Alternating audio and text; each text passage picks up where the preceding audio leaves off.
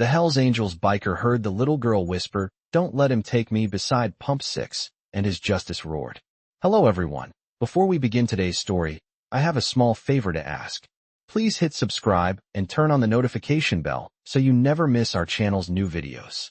It's quick, free, and the best way to support us in bringing you more dramatic stories. Your support means the world to us. Where are you watching from? Drop your city or country in the comments below. Thank you very much. The storm had been brewing all day, the air thick with tension, as Jake Reaper Morrison rode down the lonely stretch of highway. His motorcycle roared beneath him, the sound of the engine filling the air, drowning out all but the steady beat of his heart. It had been weeks since he'd felt the thrill of the road, and even longer since he'd felt anything remotely close to peace. The Hells Angels patch on his back marked him as a man who had spent his life riding the edge, living by a code that valued strength over vulnerability. But tonight, as the dark sky rumbled above him, something felt different. As he passed the dimly lit gas station by Pump 6, the last thing he expected to hear was a voice. A weak, tremulous whisper drifted into his ears, barely audible over the wind and the roar of his bike. "Don't let him take me." Jake's heart skipped a beat. Instinct kicked in before reason could catch up. He slammed on the brakes, the back tire screeching against the wet pavement as he turned sharply, pulling the bike into the parking lot.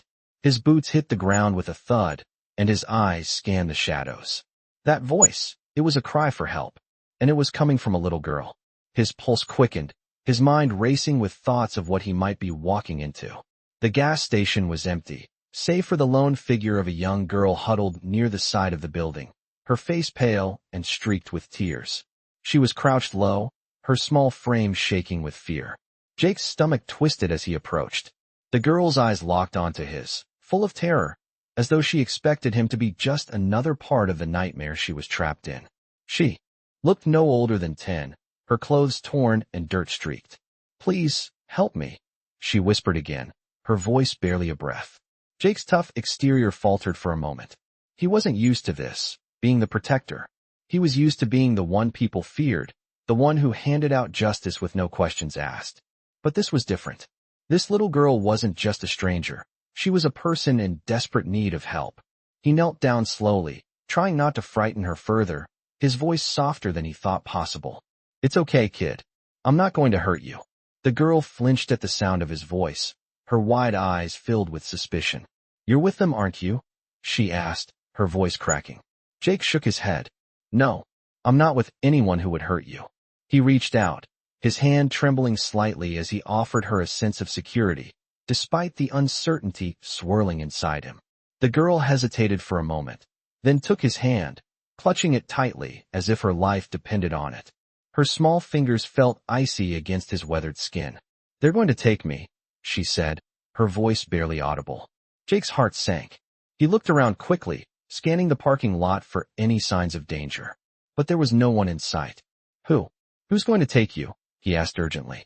The girl shook her head, her eyes darting nervously to the shadows. "I don't know. They said they'd come for me." Jake's mind raced.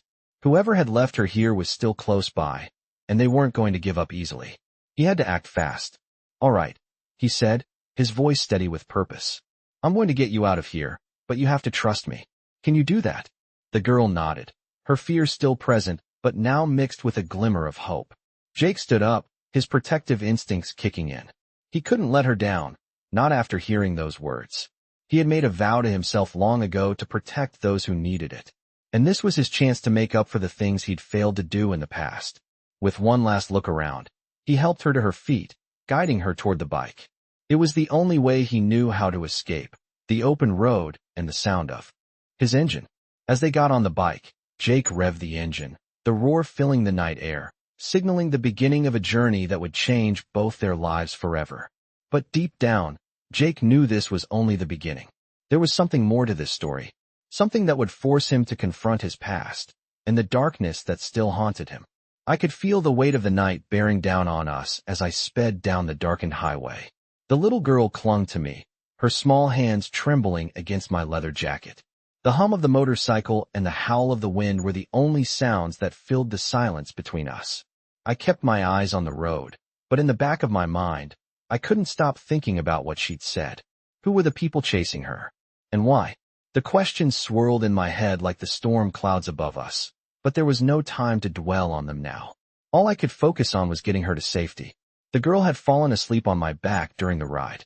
I could feel the weight of her small body against mine, and I adjusted my grip on the handlebars to make sure she stayed secure.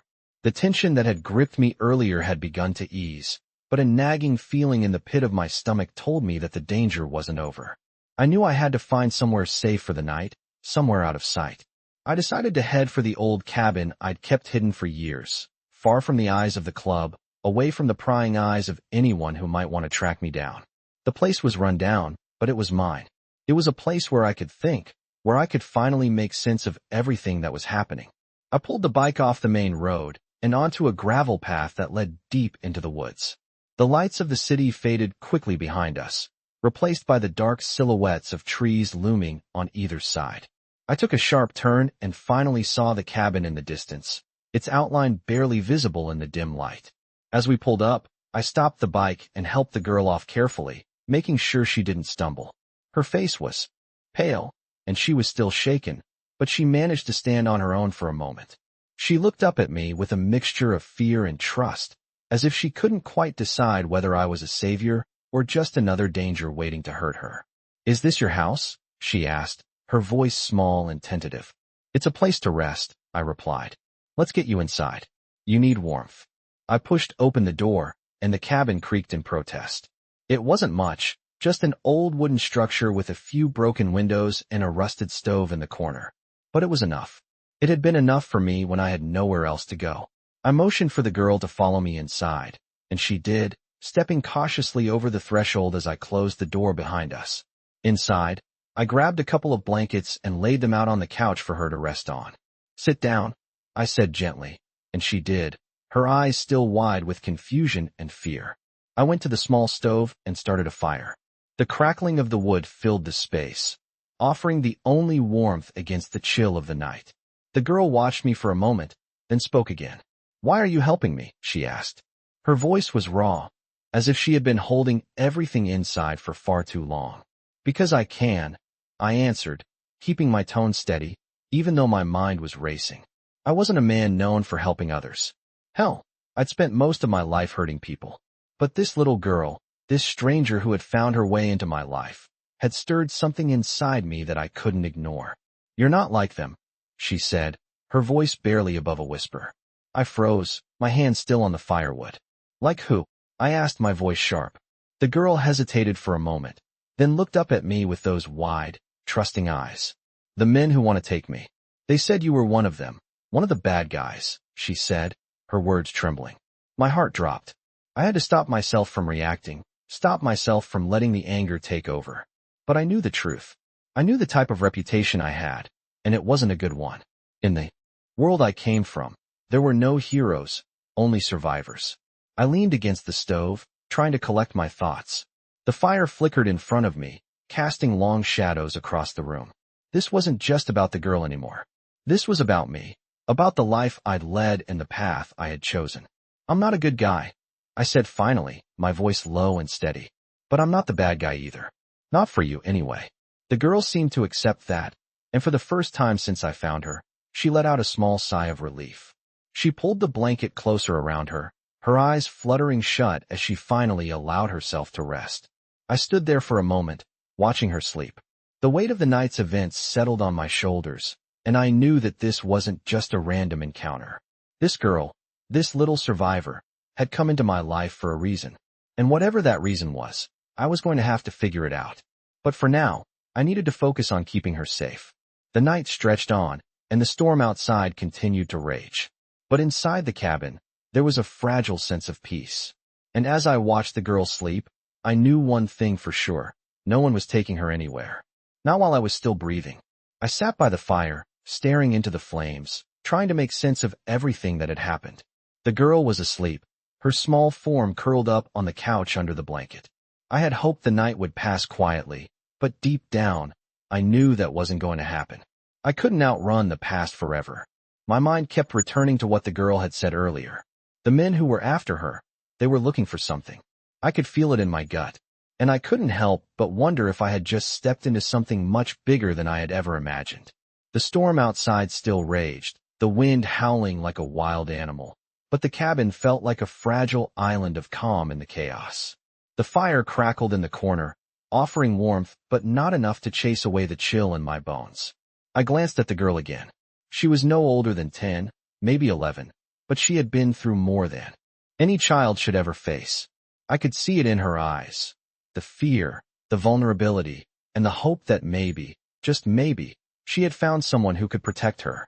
I stood up and moved towards the window, looking out into the snow-covered landscape. The storm had slowed a little, but the world outside still felt cold and distant. The girl stirred on the couch, her eyes fluttering open. She looked up at me, her gaze uncertain but not as fearful as before. "Is it safe?" she asked, her voice barely above a whisper. I hesitated before answering. "For now," I said, my voice rough. "But we have to stay alert." She nodded, still unsure, but she didn't argue. She sat up slowly, the blanket falling off her shoulders as she looked around the cabin. "I've never been anywhere like this before," she said, her voice full of awe and curiosity. "Is this your home?" I didn't answer right away. The cabin wasn't much to look at. It was small, cramped, and run down, but it had been enough for me when I had nowhere else to go. "It's a place to stay," I finally said, trying to sound more confident than I felt. "You can rest here for now." She looked at me for a long moment, then turned her attention back to the fire. "Thank you," she said softly. Her words caught me off guard. I wasn't used to hearing gratitude, especially not from someone so young. I wasn't a hero. Hell, I had spent most of my life avoiding people, running from responsibility, from the demons of my past. But this little girl, she made me want to do something different. I wanted to protect her. The realization hit me hard. I wasn't sure why. Maybe it was because she reminded me of someone I had lost, someone I had failed. Or maybe it was because, for the first time in a long time, I felt like I had a purpose. I needed to keep her safe, and I would do whatever it took to make sure no one would ever hurt her again. I grabbed a few supplies from the corner of the room and started preparing some food. The girl watched me quietly, her eyes following my every move. I could see the wheels turning in her head. She was trying to figure me out, just like I was trying to figure her out. "What's your name?" she asked suddenly. I stopped what I was doing and looked up at her. "Jake," I said, trying to keep my voice neutral. "Jake Morrison." She nodded thoughtfully, as if committing my name to memory. Then she gave me a small, tentative smile. "I'm Emma," she said. "I know," I said quietly, surprised by how much I already knew about her. I had seen the fear in her eyes, the way she had clung to me when we were on the bike. But there was something else, too. A quiet strength that she hadn't shown yet. Something that told me she had been through more than any child should ever have to endure. The silence between us stretched on for a moment before she spoke again. "Why are they after me?" she asked, her voice trembling. I couldn't answer her right away. I didn't know the full story yet. I had no idea who these men were or why they were after her. But I knew one thing for sure. I wasn't going to let them get to her. "I don't know," I said finally. "But I'll find out." She seemed to take some comfort in that. She nodded slowly, and for the first time, she seemed to relax a little. The storm outside was still fierce, but inside the cabin, there was a sense of calm. It was fragile, but it was enough. For now, I would keep her safe. But deep down, I knew that the storm wasn't over.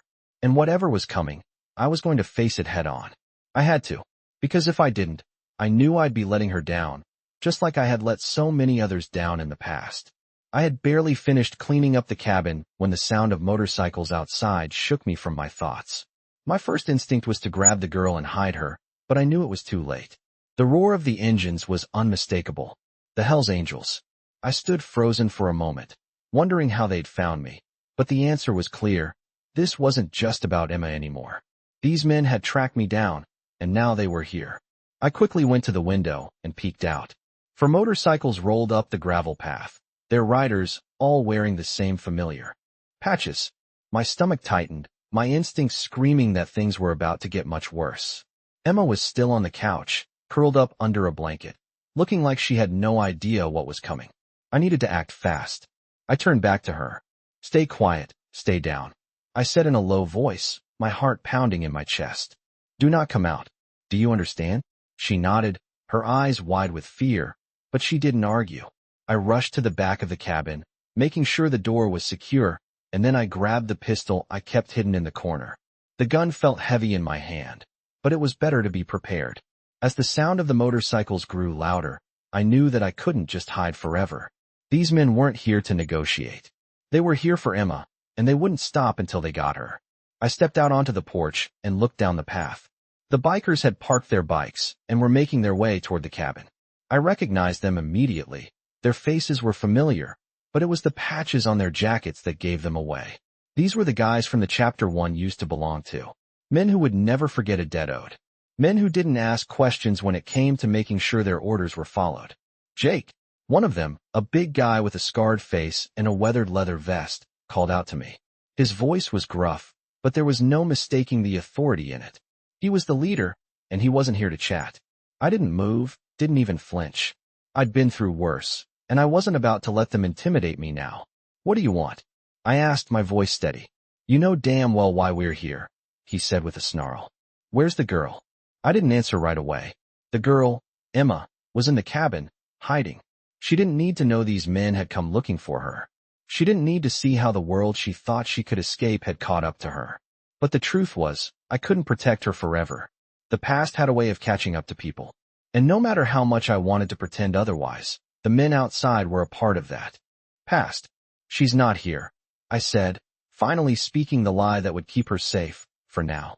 The man stepped forward, his boots crunching against the snow-covered ground. Don't play games with me, Jake. We know you've got her. The boss wants her, and we're not leaving until we get what we came for. His words were cold, his eyes narrowing in suspicion. I could feel the tension building, the hairs on the back of my neck standing on end. I didn't have much time. I could either fight my way out of this, or I could try to buy us some more time. And right now, time was all I had. You're making a mistake, I said, my voice low and threatening. If you want her, you're going to have to go through me. The words left my mouth before I could stop them. It wasn't a smart move, but I wasn't in the mood to play their games. Not anymore. The man's face twisted into a grim smile. You always were a stubborn one, Jake, he said, his voice dripping with disdain. But this isn't about you. This is bigger than you. Now step aside and give us what we came for.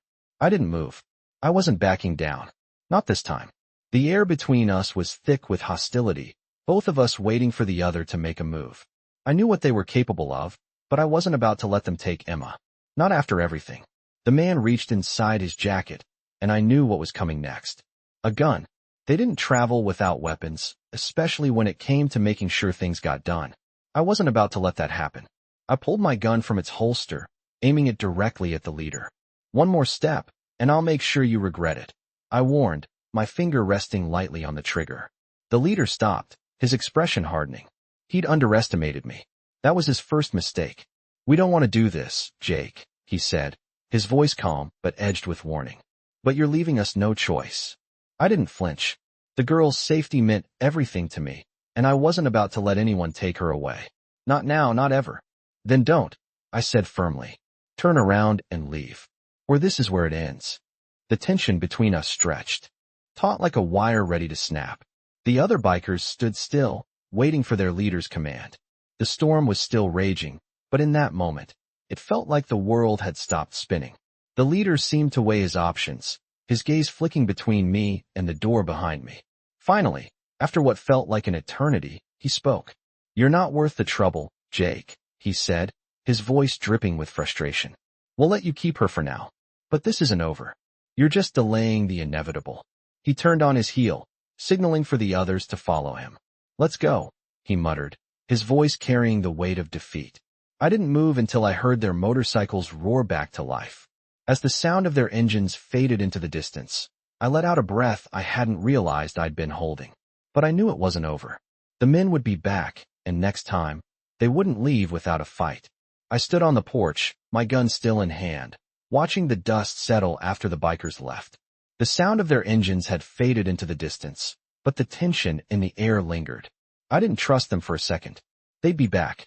And next time, they wouldn't back down so easily. I could feel the girl's presence behind me, still small and fragile in this big, unforgiving world. I had promised to protect her, but in that moment, I wasn't sure I had the strength to keep that promise. The weight of the gun in my hand reminded me of the choices I had made in my life. Choices that had led me down this path. The path of violence, survival, and fear. I had built walls around myself for so long. I didn't know how to let anyone in. But this little girl had cracked through those walls, and now I was responsible for her. I turned back to the cabin, my mind still racing. I needed to get ready for what was coming. I couldn't afford to make mistakes. Inside, Emma was sitting by the fire, her face pale but determined. She looked up at me when I entered, her eyes searching mine, looking for answers. "Are they gone?" she asked, her voice barely above a whisper. I nodded, though I knew she could sense the tension in the air. "4. Now," I said, my voice more steady than I felt. "But we have to stay prepared. They'll be back." Emma didn't say anything. She just nodded, her hands clutching the blanket around her shoulders. I could see the fear in her eyes, but there was something else too. Something stronger. She was no longer just a scared little girl. She had been through something that had changed her. I wasn't sure what it was, but I could see it in the way she held herself. She wasn't giving up. I walked over to the window and peered outside, my eyes scanning the empty dirt road that led up to the cabin. There was no sign of the bikers, but I knew better than to think we were safe. I could hear the sound of distant motorcycles in the wind, the faintest echo of their engines as if they were lurking just beyond the tree line, waiting for the right moment to strike. I turned away from the window and looked at Emma. "We can't stay here much longer," I said, my voice tight. "We need to move. They'll find us if we don't." Emma stood up, her expression firm. "Where will we go?" she asked, her voice surprisingly steady. I didn't have an answer for her. I had no plan, no clear way out of this. But I knew we couldn't stay here. The cabin was too exposed, too easy for the bikers to find. "I don't know yet," I said honestly. "But we'll figure it out. I won't let them hurt you." Emma nodded, though I could see the uncertainty in her eyes. "I trust you," she said softly, her voice carrying more weight than any words I had heard in a long time. The simple statement hit me harder than I expected. She trusted me. A little girl, who had been through God knew what, was putting her faith in me, and I wasn't sure I could live up to that trust. I walked to the door and opened it, stepping out into the cold night air. The storm had passed, but the chill still hung in the air, a reminder of the danger that was closing in on us. I needed to get us out of here, far away from the club, far away from the men who wanted Emma. But where could I take her? Where? Could we go? I didn't know, but I wasn't about to leave her to face it alone. I walked back inside and found Emma standing by the window, looking out at the dark road. "We'll leave in the morning," I said, my voice determined. "Get some sleep. We've got a long road ahead of us." Emma didn't argue. She just nodded and moved to the couch, curling up under the blankets again. I watched her for a moment, then walked over to the corner of the room and leaned against the wall. The night was still, too still, the calm before the storm. I didn't know what tomorrow would bring, but I knew one thing for sure. I wasn't going to let anything happen to her. I wasn't going to let her down. I was responsible for her now, and I would fight anyone who tried to take her away. The world outside was dark, the only light coming from the dim glow of the fire. I looked at Emma, her small form curled up on the couch, and for the first time in a long time, I felt a flicker of something inside me. Something more than just the fight for survival. A sense of purpose. And it made all the difference. As I stood there, watching the fire flicker and listening to the wind howl outside, I knew that this was just the beginning. There was a long road ahead of us, but I wasn't going to face it alone. And neither was she. I woke up to the sound of the wind howling outside the cabin. It was still dark, but the first light of morning was starting to creep in. I hadn't slept much.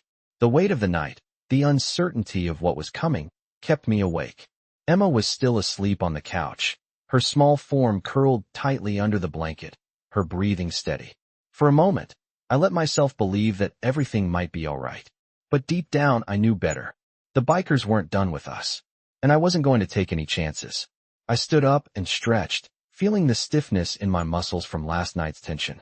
My mind raced as I walked to the window and looked out at the road. It was still clear, the snow from the storm last night settled on the ground like a blanket. But that didn't mean we were safe. I knew they could be back at any moment. I turned away from the window and went to the small table where I had a few supplies. A map, a couple of cans of food, some water. I gathered what I could, anything that might help us get out of here. I needed a plan. The sooner we left, the better. I didn't want to put Emma at risk any longer than necessary. I walked over to the fire and stoked it, the flames crackling and popping in the quiet morning. The warmth of the fire didn't reach my bones, but it was something. It was a moment of normalcy, even if only for a second. I had to keep moving. After a few minutes, I heard the soft sound of footsteps behind me. I turned around and saw Emma standing in the doorway, looking at me with tired eyes. "Are we leaving soon?" she asked, her voice still quiet from sleep. "Yeah," I replied. "We'll head out once we're ready. It's not safe here anymore." She nodded, then walked over to the table and sat down. "Where are we going?" she asked, her voice tinged with uncertainty. I took a deep breath, trying to hide the uncertainty I felt myself. "We'll figure it out," I said. "Just a little further down the road. There's a place I know where we can lay low for a while." It wasn't the truth. I didn't have a plan. I didn't know where we were going or how we were going to get there. But I couldn't tell her that. Not now. She had already been through too much, and the last thing I wanted was for her to see me falling apart. She looked at me, her face serious. "Do you think they'll come back?" I didn't answer right away.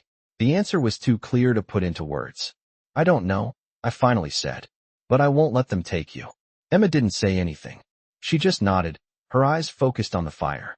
We both knew there was no real safety anymore. We were on the run, and it wasn't going to be easy. But I wasn't about to let her down. I wasn't going to let anyone take her from me. "Let's pack up," I said, breaking the silence. "We'll get going as soon as we can." I gathered the few belongings I had, the essentials, food, water, and the spare gear I had in the corner. As I packed, I glanced over at Emma. She was quietly folding her blanket, her movements slow but determined. She was a lot stronger than I had given her credit for. She had been through things that no child should have to experience, and yet, she was still standing. I was proud of her, and in that moment, I realized that I would do anything to keep her safe. I finished packing up and turned to Emma. "You ready?" I asked. She nodded, standing up and walking toward me.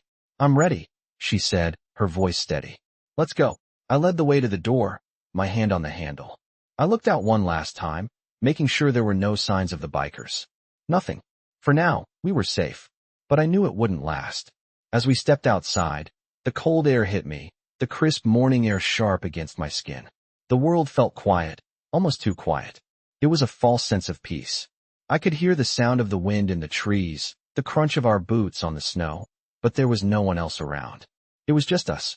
We started walking, my mind racing with thoughts of what was coming. We had a long way to go. I didn't know what would happen next. But I knew one thing for sure. I wasn't going to let anyone hurt her. I had already failed too many people in my life, and I wasn't about to let that happen again. We walked for hours, through the thick woods, the snow crunching beneath our feet. The further we got, the more distant the cabin seemed. The more distant everything seemed. I kept my eyes scanning the woods, my hand close to the gun I kept tucked in my jacket. Every crack of a branch, every sound in the wind, made me jump. But we kept moving. There was no turning back. By the time the sun was starting to set, we had made it to a small roadside motel. It wasn't much, but it was a place to rest, a place to catch our breath. We walked up to the front door, and I glanced around, making sure no one was watching us. It was quiet, just the way I liked it. We were safe for now. I opened the door and stepped inside. The warmth hit me immediately. We had made it. At least for tonight. I woke up to the sound of the motel door opening, the cold morning air creeping in. The room was still dark, the only light coming from the faint glow of the street lamp outside. I turned my head to see Emma still asleep, curled up under the blanket, her face relaxed for the first time in days. The night had been quiet, too quiet. We had made it to the motel without incident, but the fear of what was coming still gnawed at me. The bikers wouldn't stop. I knew they were out there, somewhere, watching, waiting for the right moment to strike. But for now, we were safe. At least for today. I got up slowly, careful not to wake Emma, and walked to the window. I could see the faint outline of the road through the blinds, but everything was still. It was a small town, nothing more than a dot on the map. But to me, it felt like the calm before the storm. I had to get moving. I couldn't stay here forever. Emma needed to stay safe, and I needed answers. I turned away from the window and went to the small table in the corner. There was a map spread out, a couple of places circled in red. I didn't know where we were headed next, but I had a few ideas. I needed to get out of this town before someone came looking for us. But I had to make sure Emma was ready too. I looked over at her, still peacefully sleeping. She had been through so much already, and I couldn't help but wonder what she was thinking. Was she scared? Was she starting to trust me? I didn't know, but I knew I couldn't let her down. I had to protect her, even if it meant facing my own demons. I grabbed a coffee from the small machine in the corner and sat down at the table, staring at the map. I needed to think. The last few days had been a blur, everything happening so fast. 1 minute, I was just a biker on the run, trying to escape my past. The next, I was responsible for a little girl's life. I didn't know how I had ended up here, but I couldn't let her go. I had made a promise. I couldn't break it. I heard the rustling of blankets and turned to see Emma stirring. She slowly sat up, blinking sleepily. Her eyes met mine, and she gave me a small smile. "Morning," she said softly. Her voice was still a little hoarse from the fear and the exhaustion of the past few days. "Morning," I replied, trying to sound more confident than I felt. I stood up and walked over to the table, offering her the coffee. "You want some?" She nodded, and I poured her a cup, setting it in front of her. She took it gratefully, sipping it slowly. For a moment, we just sat there in silence, the only sound the hum of the small motel fridge. I could tell she had questions, but she wasn't asking them yet. She was waiting for me to speak first. I didn't know what to say. The truth was, I didn't have all the answers. "We need to leave today," I said finally, breaking the silence. "The longer we stay here, the more dangerous it gets." Emma nodded, her expression serious. "Where will we go?" she asked, her voice quiet but steady. I didn't have a real answer. I didn't know where we could go to escape the bikers. I didn't even know where we were safe anymore. "We'll figure it out," I said, trying to reassure her. "I've got a few places in mind, but we need to keep moving." She didn't argue, and I could see the determination in her eyes. This little girl was stronger than I had given her credit for. She had survived far more than I had ever expected from someone so young. "All right," she said, setting the coffee cup down. "Let's go." It wasn't much, but it was enough. She was ready to keep going. I stood up and started packing the few things we had, just the bare essentials. The rest of the room felt empty, like we were already leaving it behind. We weren't staying anywhere for long. That was the price of running. The price of trying to protect someone who wasn't even yours. I grabbed the bag and slung it over my shoulder. Emma was standing by the door, waiting for me. She was ready. She was a fighter. I knew I had to be too. I opened the door, and the cool morning air hit us both. The motel was quiet, the streets empty. For a second, it felt like everything was normal again, like we weren't running for our lives. But I knew better. The calm wouldn't last. We started walking toward the parking lot, and I could feel the weight of everything pressing down on me. I had to stay strong for her. I had to keep moving forward, no matter what. The road ahead was uncertain, but I wasn't going to stop. Not until she was safe. Not until I knew the men after her were gone. I opened the door of the bike and looked over at Emma. "Ready?" I asked, my voice firm. She nodded, her eyes meeting mine. "I'm ready," she said, her voice full of confidence. And with that, we rode off into the unknown, leaving the motel behind. We had no destination, but we had each other. And for now, that was enough. I didn't know where we were going. The road stretched ahead of us, just another endless line of asphalt under a sky that couldn't decide if it was going to rain or stay clear. The bike hummed beneath us as I rode, my eyes scanning the horizon for any sign of danger, any sign of those men I knew were still out there looking for us. Emma was behind me, clutching me tightly, her small arms wrapped around my waist. I could feel her body tense whenever we passed a truck or another vehicle. She was scared, and I couldn't blame her. I didn't have any answers for her, and I didn't know when the threat would end. It was just us now, running, trying to stay one step ahead. We didn't have a plan. We were just trying to survive. We had stopped in a small town for fuel, just a quick pit stop, but I knew it wasn't enough. I couldn't keep moving like this forever. We needed a real plan, a place to stay that wasn't always on the move. I had some contacts, old friends from the club who might be able to help, but trusting them now felt dangerous. I wasn't sure where loyalty stood anymore, and I didn't want to risk bringing Emma into something darker than she already was. As we pulled away from the gas station, I could see a small diner in the distance. It looked like the kind of place people stopped at when they needed a break from the road, the kind of place where no one asked questions. I turned the bike toward it, the tires kicking up a trail of dust behind us. It was a risk, but we needed to stop for a while. We needed food, and we needed to plan our next move. I parked the bike in front of the diner, shutting off the engine. The moment the noise stopped, the silence felt heavy, oppressive. I could feel the eyes of the few people in the diner turning toward us. I didn't know what they saw. A biker, a kid, a stranger. I didn't care. Emma slid off the bike carefully, and I watched her for a moment, making sure she was all right. She didn't look as scared as she had before, but I could tell she was still holding it together. She was tougher than I had given her credit for. I opened the door to the diner, holding it for her, and we stepped inside. The smell of coffee and bacon hit me immediately, and for the first time in days, I realized how hungry I was. We took a seat in the corner, away from the windows, and I ordered us both a simple meal, scrambled eggs, toast, and coffee. Emma picked at her food, not really hungry, but eating anyway. I didn't blame her. It felt strange to be in a place like this, so normal. A quiet little diner, a place where people could forget the world outside. But I couldn't forget. Not with everything hanging over us. Not with the bikers still looking for us. The waitress brought our food, and I ate in silence, glancing around the diner as I chewed. There was a couple sitting in the booth across from us, an older man and a woman, their heads close as they whispered to each other. A man in a trucker hat sat at the counter, nursing a cup of coffee.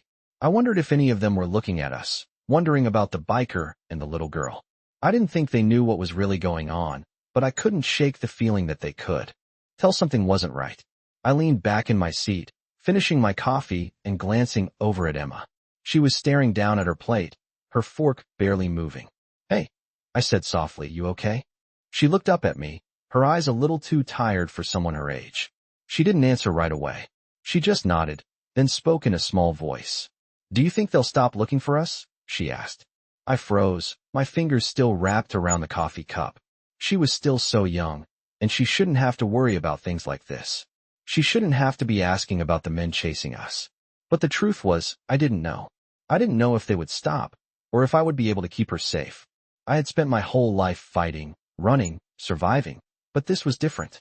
"I don't know," I said honestly, my voice quieter than I meant. "But I'll do whatever it takes to make sure you're okay." She nodded again, though I could tell she wasn't convinced. She wasn't as afraid as before, but there was still a lot she didn't understand. Still a lot I didn't understand. We finished eating in silence, and I paid the bill, leaving a generous tip. I stood up and helped Emma with her jacket. She slipped her hand into mine as we walked toward the door. I could feel the eyes on us again as we left, and I didn't like it. I didn't like being noticed. I didn't like the fact that someone might know we were here, that someone might be watching us. As we stepped outside, I felt the weight of the world on my shoulders again. I wasn't sure where to go next, but I knew we couldn't stay here long. We had to keep moving, even if I didn't know where to. I had to keep her safe, and I would. But right now, the road was the only place we could go. I had barely started the engine when the sound of a distant motorcycle echoed through the empty street. The calm I had been holding on to seemed to vanish in an instant. I knew what that sound meant. More bikers were coming. I looked over at Emma, who was already sitting quietly on the bike behind me, clutching me like she always did when we were on the road. I could feel her fear, even through the jacket and gloves. She was scared, and I didn't blame her. The men who had been hunting us were getting closer. It was only a matter of time before they caught up. I revved the engine, my eyes scanning the road ahead. There was no use in waiting around. We had to keep moving. I shifted into gear and pulled out of the parking lot, the tires spinning briefly on the gravel before we shot forward. The wind whipped past us as I sped down the road, my mind racing. I needed a plan. I needed to figure out where to go, how to shake these guys off our trail. I glanced in the rearview mirror. The headlights behind me were getting closer. Too close. I pressed the accelerator harder, the engine roaring as I pushed the bike faster. Emma clung to me tighter, her small hands gripping my waist. "Are they following us?" she asked, her voice shaky. I didn't answer at first. I couldn't lie to her. "Yes," I said, my voice rough with the truth. "But we're not going to stop." I kept my eyes on the road, weaving through the few cars ahead of me, pushing the bike to its limit. My mind flashed back to the last time I had been in a chase like this. I had always been able to outrun anyone, any club, any rival, any enemy. But this time felt different. The stakes were higher, and I wasn't just running for my life. I was running for Emma's life too. "We need to find a place to hide," I muttered, almost to myself. The road was endless, but the options were running out. There was nowhere to go. No place to escape to. The bikers were closing in. I could hear the sound of their engines behind me, growing louder by the second. I made a sharp turn off the main highway, onto a smaller road that led into a forested area. The trees closed in around us, blocking out the light of the sun and casting long shadows across the pavement. It was quieter here, but it wouldn't be for long. I pushed the bike harder, praying for a safe place to hide. The road narrowed as we wound deeper into the woods. I couldn't tell if the bikers had followed us or not, but I didn't want to take any chances. I needed a place to stop, regroup, and figure out what to do next. A few miles ahead, I saw a small cabin off to the side of the road, hidden among the trees. It looked abandoned, like no one had lived there for years. It was the perfect place to hide. I slowed the bike and turned off the road, driving through the thick brush until we were parked behind the cabin, out of sight. I killed the engine and sat still for a moment, listening to the sounds around us. The forest was still, but I could feel the tension in the air. We were safe for now, but I knew we wouldn't be for long. I looked at Emma, who was still holding on to me tightly, her eyes wide with fear. "We're going to be okay," I said, trying to reassure her. She didn't say anything, but I saw her nod slightly. I pulled my helmet off and ran my fingers through my hair. The cabin wasn't much, just a rundown, one-room shack, but it was a place to rest for now. I got off the bike and helped Emma down, making sure she was steady on her feet. "Stay close," I said, my voice firm. "We're not safe yet." I walked over to the cabin and tried the door. It was locked, but the wood was old and splintered, so I kicked it open easily. The inside was dark and smelled of dust and mildew. It wasn't much, but it would do. I set down our bags by the door and turned to Emma. "Stay here," I said, my eyes scanning the cabin. "I'm going to check around." She nodded again, but her eyes were filled with worry. I hated leaving her alone, but I couldn't risk being caught off guard. I moved quietly around the cabin, checking the windows and doors for any signs of entry. It was empty, just like I'd hoped. I went outside and checked the area around the cabin, making sure there were no signs of anyone following us. The woods were still. It was just us and the trees. I went back inside and locked the door behind me. "We're safe for now," I said, trying to sound confident. "But we need to keep moving when the sun comes up." Emma sat on the floor, hugging her knees to her chest. She didn't say anything, but her eyes were full of questions. I couldn't answer all of them. I didn't know what was going to happen next. But I knew one thing for sure. I was going to protect her, no matter what. We couldn't stay here forever. I didn't know where we were going, but I was going to find a way out. A way for both of us to make it out alive. For now, though, we had a few hours of peace. I sat down beside Emma and pulled her close, wrapping my arm around her shoulders. I didn't know what was coming, but for the first time in days, I felt a little bit of hope. Maybe we could make it out of this. Maybe we could survive. I woke up to the sound of rain tapping lightly against the roof. The warmth of the fire had long faded, and I could feel the chill creeping into my bones. The cabin was silent, save for the occasional creak of the wooden walls and the sound of Emma's soft breathing. She was still asleep on the floor, wrapped tightly in the blankets. I stood up carefully, trying not to disturb her, and walked over to the small window. The sky was overcast, dark clouds hanging heavy in the distance. The rain had picked up, and it looked like it was going to be a stormy day. I wasn't sure how long we could stay hidden here, but we couldn't stay for too long. I needed to move. The bikers would be back, and I needed to be ready. I glanced over at Emma, still curled up, a few strands of her hair falling across her face. She had been through so much already, but she had been so strong. I couldn't help but wonder how long she could keep holding it together. How long before the fear caught up with her? How long before it all became too much?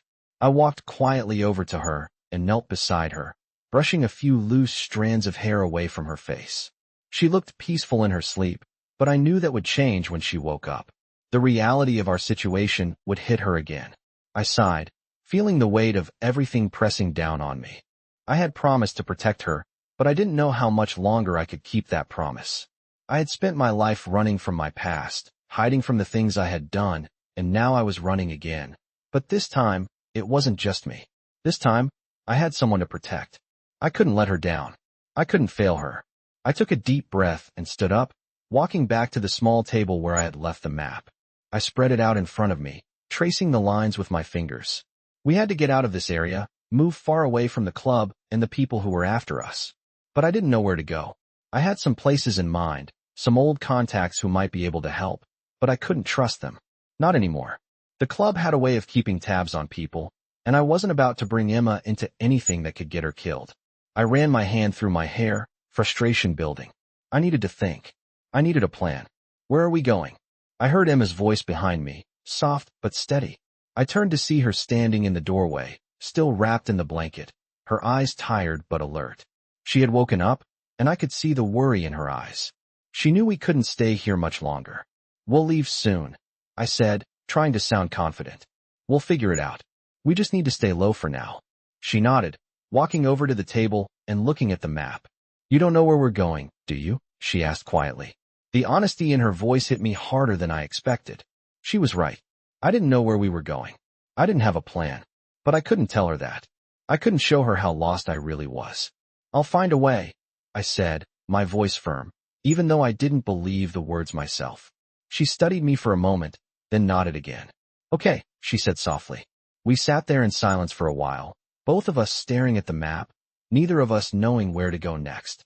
I could feel the weight of the situation pressing down on me, the fear creeping back into my chest. But I had to stay strong for her. I had to keep moving forward, no matter what. After a while, I stood up and grabbed the bag I had packed earlier.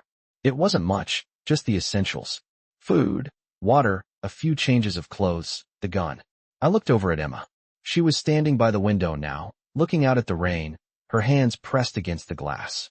Are you ready? I asked. She turned to look at me, her eyes tired but determined. Yeah, she said quietly. I'm ready. I walked over to the door and opened it, stepping outside into the cold, damp air. The rain was coming down harder now, the sky dark and oppressive. I could feel the weight of the storm in the air. It felt like the world was holding its breath, waiting for something. I didn't know what it was, but I could feel it coming. I grabbed the bike and helped Emma onto the back, strapping her in tightly. We couldn't waste any more time. The longer we stayed here, the more likely it was that someone would find us. I revved the engine and pulled out onto the road, the sound of the bike's engine cutting through the heavy silence. The rain lashed against us as we sped down the narrow road, the trees on either side blurring in the storm. I had no destination in mind, no plan. I was just running. Running from the past, running from the bikers who were after us, running from everything that wanted to drag us back. But I couldn't outrun everything forever. I had to face what was coming, and I had to keep her safe. For now, that was all I could do. I kept my eyes on the road, the rain hammering against my helmet as we sped through the forest. The bike was humming beneath us, the only sound breaking through the storm. Emma's grip tightened around my waist, her small hands trembling slightly from the cold, but she didn't say anything. She had been so quiet ever since we left the cabin, and I couldn't tell if she was scared or just exhausted. Either way, I couldn't let her down. I couldn't stop now. The sky was dark, the clouds heavy with the promise of more rain, but that didn't matter. We had to keep moving. The storm felt like a warning, like the world itself was holding its breath, waiting for something to happen. I didn't know what, but I could feel the tension in the air. The bikers weren't far behind us. I knew that much. I could hear their engines in the distance, a constant hum that told me we were still being hunted. I pushed the bike harder, my hands steady on the throttle as we weaved through the winding roads, trying to lose them. We couldn't afford to stop for anything. Not now. We were almost out of the woods when I saw a sign for a small town up ahead. It was a risk, but we needed to find a place to lay low, somewhere to regroup. I had no idea what we were walking into, but we couldn't keep running forever. I made the decision in an instant. We needed to get off the road. I turned the bike toward the town and slowed down as we approached. The rain was lighter here, but the streets were empty, the town quiet in a way that felt wrong. I didn't trust it. It looked like a place that could be hiding something, but at that point, I didn't care. We needed shelter. I pulled into the parking lot of a small, rundown motel at the edge of town. It wasn't much, just a couple of rooms, a faded neon sign that barely worked, and a parking lot full of abandoned cars. It felt like the kind of place that time had forgotten. We stopped, and I turned off the engine, listening. For a moment, the only sound was the rain on the roof. I looked around, scanning the empty lot. No one in sight. Good. I helped Emma off the bike, making sure she was steady on her feet. We were a long way from safe, but at least here, we could catch our breath. Stay close, I said quietly, making sure my gun was tucked under my jacket, out of sight. Emma nodded, her eyes wide but determined. She didn't speak as we walked toward the motel door, but I could see the questions in her eyes. I didn't have answers for her. I didn't know where we were going or how we were going to escape the mess I had dragged us into. But I wasn't going to let anything happen to her. Not while I was still breathing. The door to the motel opened with a creak, and a middle-aged woman behind the counter looked up from her book. She didn't seem surprised to see us, just weary, as though people like us came through here all the time. 2 rooms, she asked, her voice flat, no interest in small talk. I nodded.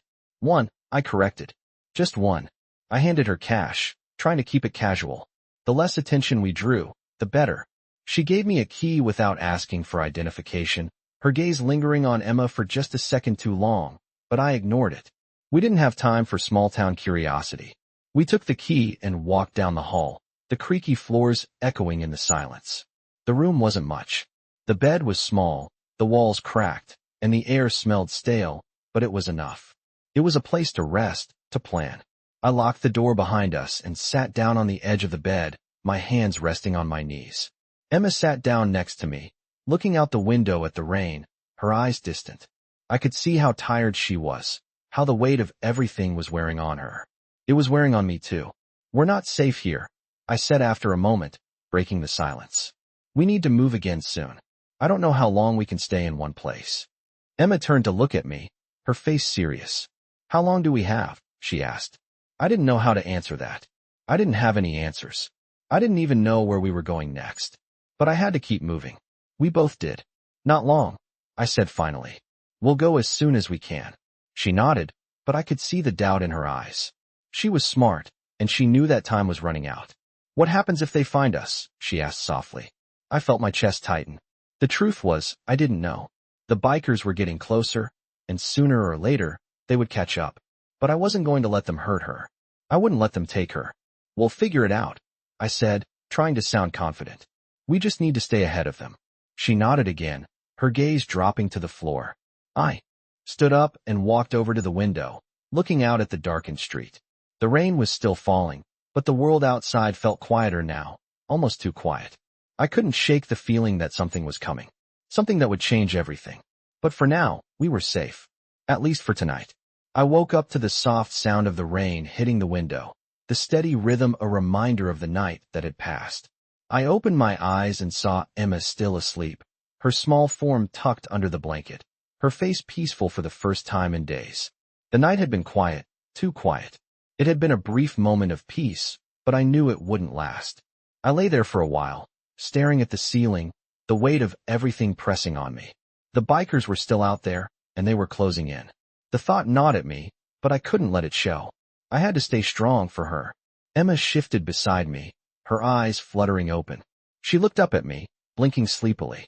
Morning, she whispered, her voice still heavy with sleep. Morning, I replied, trying to sound normal. I stood up quietly, careful not to wake her fully, and walked over to the window. The street outside was empty, the rain still coming down in sheets. The town looked small, nothing like the busy, crowded places I used to know. It felt like a place that had been forgotten, tucked away in the corner of the world. I ran my hand through my hair, my thoughts racing. We couldn't stay here much longer. I had to figure out our next move, but I didn't have a plan. I didn't even know where we were going. I turned away from the window and went to the door. I needed to get some fresh air, clear my head. I stepped outside into the rain, the cool water instantly soaking through my jacket. It felt good, almost cleansing, like it was washing away the tension that had been building up inside me. I took a deep breath, staring out at the empty street. I didn't have a direction, but I knew we couldn't stay in this town for long. We needed to keep moving, stay ahead of the bikers. They would find us if we stayed here. The question was, where?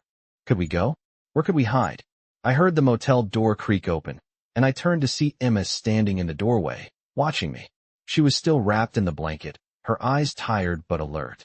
Where are we going? She asked, her voice quiet but steady. I didn't know how to answer her. I didn't have a plan, but I couldn't let her see that.